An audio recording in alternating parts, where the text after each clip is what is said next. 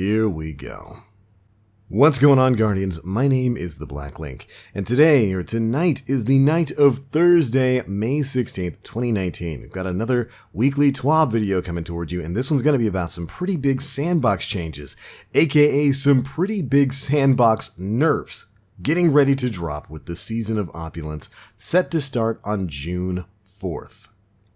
And when I say nerfs, Guardians, I mean nerfs, as if we have traveled back in time to the summer of 2015, right before the Taken King came out, and we got to stare down the long barrel of a huge series of changes to make the game, and us as players, well, a little bit weaker. We're looking at some pretty big changes today, concerning stuff like the Whisper of the Worm, the Sleeper Simulant, Lord of Wolves, Ace of Spades, the Orpheus Rigs, Phoenix Protocol, Skull of Dairam Kara, Shards of Galanor, Gwyson Vest. Yeah, we are seeing a wholesale firestorm of death across the board for a lot of our favorite exotics in this week's TWAB. And I hope you Guardians are prepared for it, because we are just going to jump right on into it.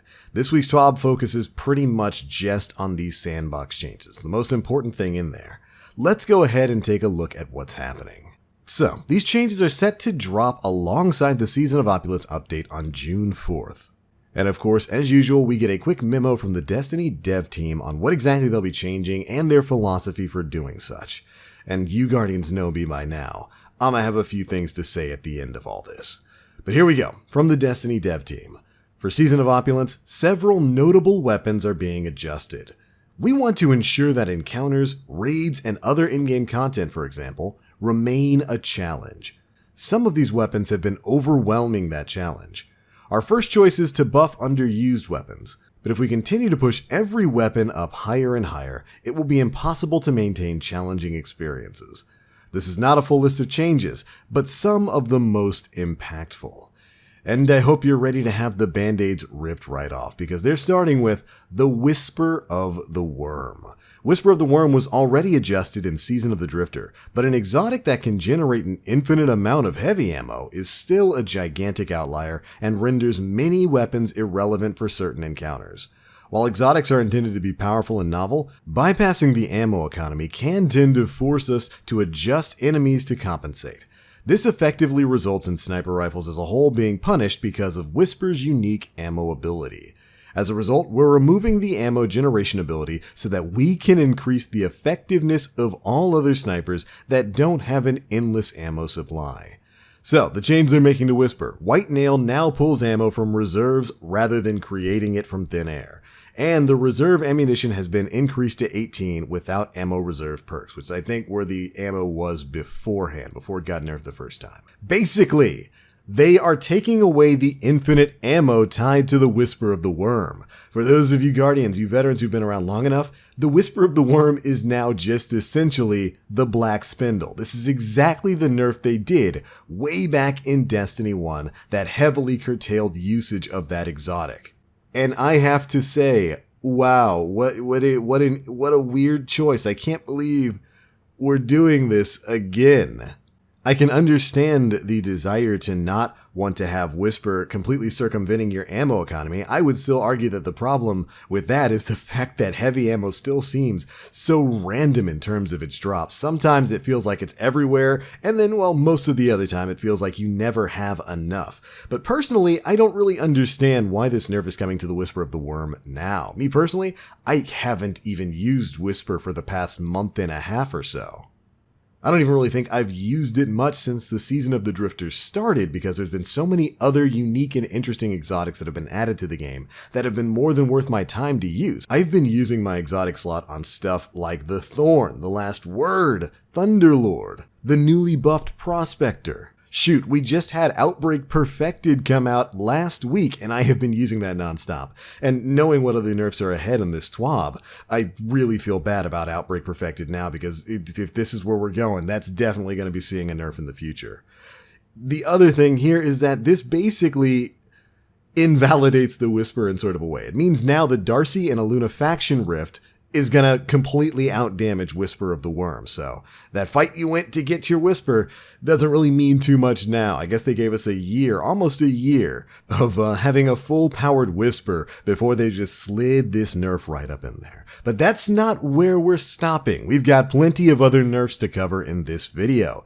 Next up, the Sleeper Simulant, something I don't think anybody was complaining about. The reduction of bounce shots for Sleeper Simulant is already present on several important enemies. Basically with bosses, you can't reflect damage too much now on bosses. They made that change a little while back. We are now making this reduction a core part of the weapon. They're just going to be adding that to all enemies now. The difference in damage is too large between a single precision shot of Sleeper Simulant and an angled shot that pierces the target and then also hits the target again with the bounced projectiles. For those who don't know, the way the Sleeper Simulant works in this game is when you fire a shot and that shot bounces off of a surface, sometimes even an enemy, the reflected shot actually refracts, shooting off multiple beams. That was the exotic ability here, so that you could hit multiple targets multiple times. Bungie initially decided, oh wait, nope, that's way too powerful, so they made it so that those refracted shots don't deal as much damage to boss enemies. And now it looks like they're taking that nerf that they did for boss enemies and applying it to everything, kind of nullifying the entire point of having the refracted shots. But anyways, moving on. Much like Whisper, we've had to adjust enemies around that potential. By making these changes a permanent part of the weapon, we can get into a more balanced position. They've reduced ricochet and bounce damage on boss combatants, and modified precision behavior. Total damage is unchanged, but non-precision shots are significantly more forgiving. Which basically means the gun is still going to do the same amount of headshot damage. So they're trying to incentivize you to continue landing your headshots here. But the thing about the Whisper was you could find some interesting ways to do even more damage with it. If you can angle your shots right. People remember this from the Argos boss fight in the Eater of Worlds raid lair. If you could angle your shot right, that refraction actually dealt more damage than landing a precision shot. It wasn't very widespread. I didn't really see too much usage out of this. People were using other things. I mean, shoot, right now you can use Prospector to erase basically everything. So again, just like Outbreak Perfected, I can expect a nerf down the line with that. But I don't really think that anybody was complaining about this particular weapon right here, outside of, I guess, Bungie complaining about having to tune their encounters around it. But we don't have time to rant about that because we've got more changes to cover. Next up, Lord of Wolves. Lord of Wolves received a massive increase in damage with the full benefits of the shotgun changes in Season of the Drifter. It did get a very big buff then.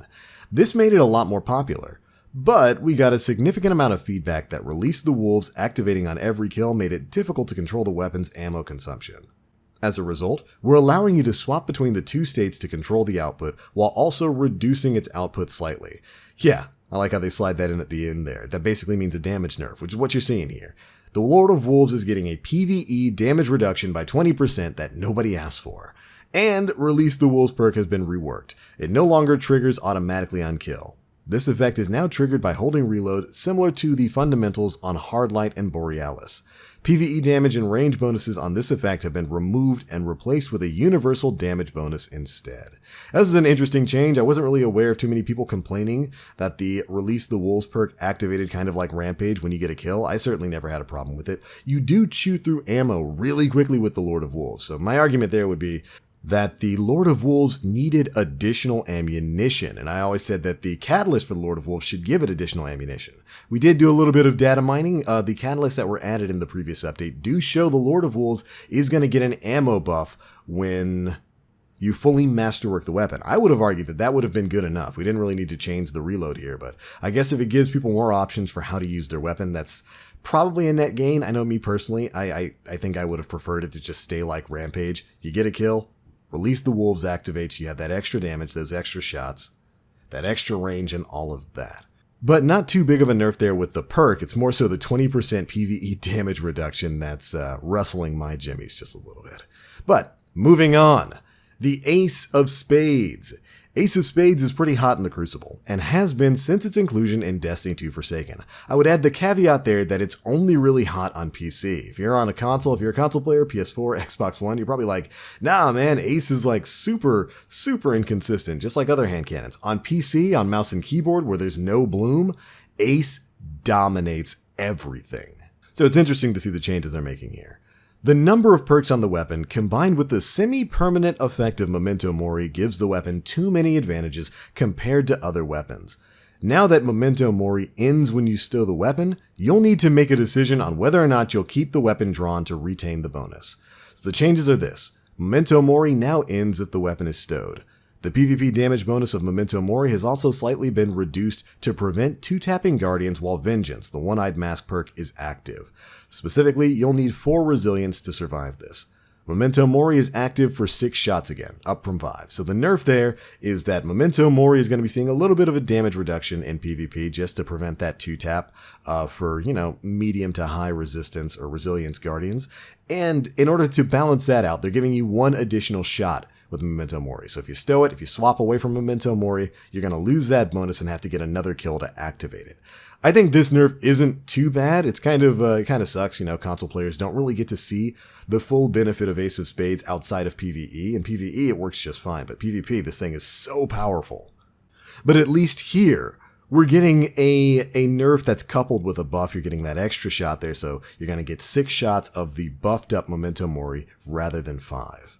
Anyways, I wish I could say we were done with the nerfs here, but we've got more to move on to, because exotic armor is also seeing the nerf hammer.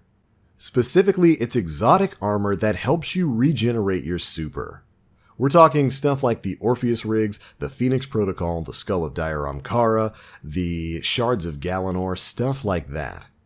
Basically, they're going to be changing the way this exotic armor works so that they're going to start working with diminishing returns, making it rarer to get a full super back. Specifically, that's going to tie into Skull of Dairamkara, Orpheus rigs, and Phoenix Protocol. For Shards of Galanor and Ursa Furiosa, they've had their super gain caps reduced to be in parity with other super exotic changes. Basically, Ursa Furiosa is probably not going to give you a full super back anymore. They don't really give us hard numbers here, so it's kind of hard to say.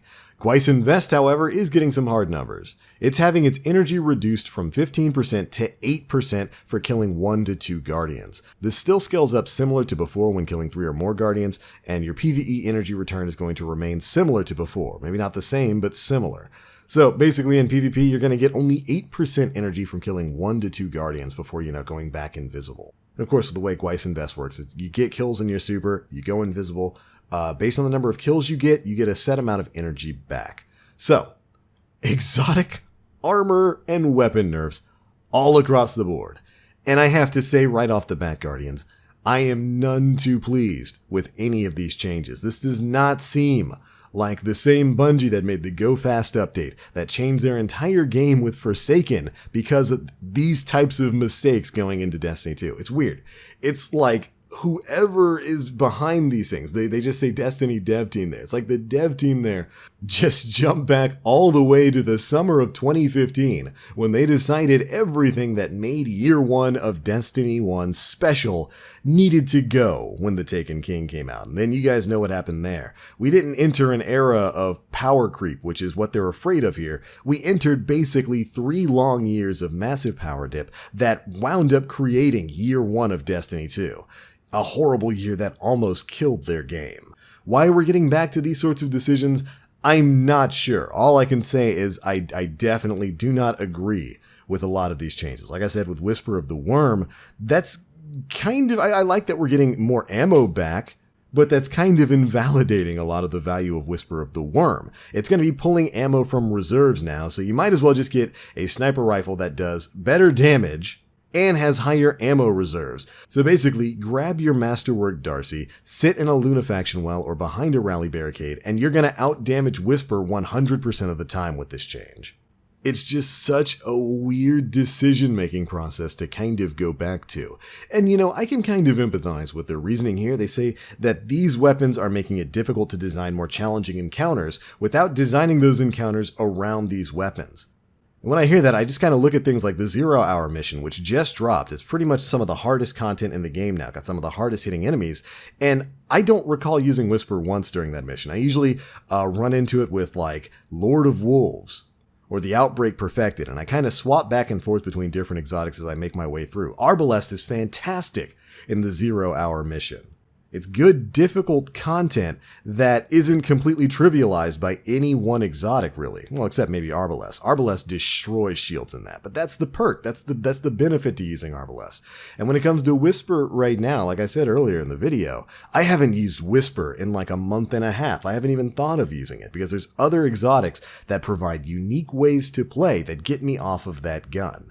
So I don't know, I just don't really get that. And they mention when it comes to some of these exotic armor changes, which I really don't like. I'm not a fan of the exotic armor changes at all. They make some references to these specific armors that help you regenerate your super faster, as not trivializing certain bits of content. And I do believe the content they're referring to there is stuff like the Reckoning.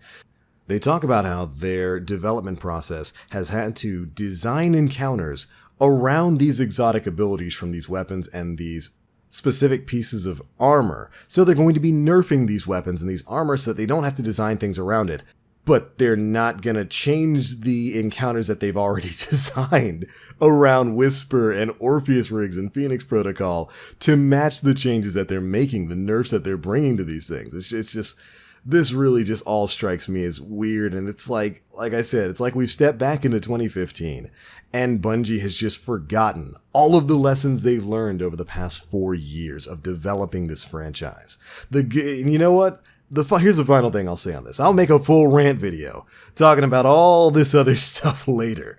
But the final kind of thing that irks me about all of this is the fact that Bungie just came off of a massive week of goodwill with the 0-hour quest and the Outbreak Perfected dropping last week. Almost universal praise for them bringing back an unexpected exotic from Destiny 1, the awesome mission tied to it, the heist and all of that kind of stuff. And it almost kind of feels like they slid out all of this negative information. They had to know. They had to know that these changes were going to be wildly unpopular. There's going to be people who are very upset with a lot of these changes, not just your boy TBL. And it almost feels like they slid all this negative news out while they were basking in the positive information, maybe to try to mask that a bit. I don't think that's going to work if that's the case. And it's just such a weird batch of changes, such a weird batch of nerfs that are totally unnecessary to the game, that seems to go against the things we had heard even as early as last year, right before Forsaken came out, when they were talking about, stuff like the Go Fast update and wanting to buff things and make the game broken so people can play the way they want.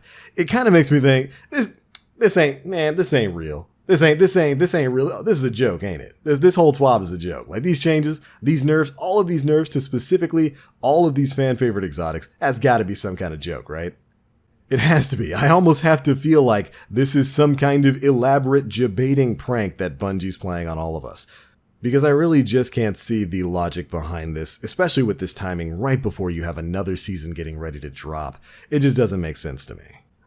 In the words of a wise man, this is how I feel. Thank you.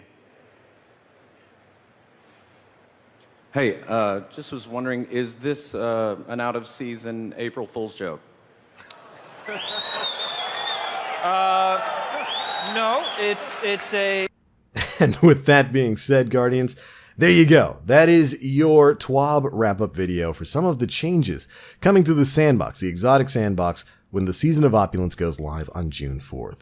You just listened to me rant a bit about my opinions. What are yours? Be sure to leave me your thoughts down in the comment section below. How do you feel about these exotic changes? Are they long overdue, or do you think they're a little bit misplaced? Be sure to let me know. If you enjoyed the video, feel free to drop a like, make sure you subscribe, and hit that notification bell to stay up to date with all the latest stuff we're putting out.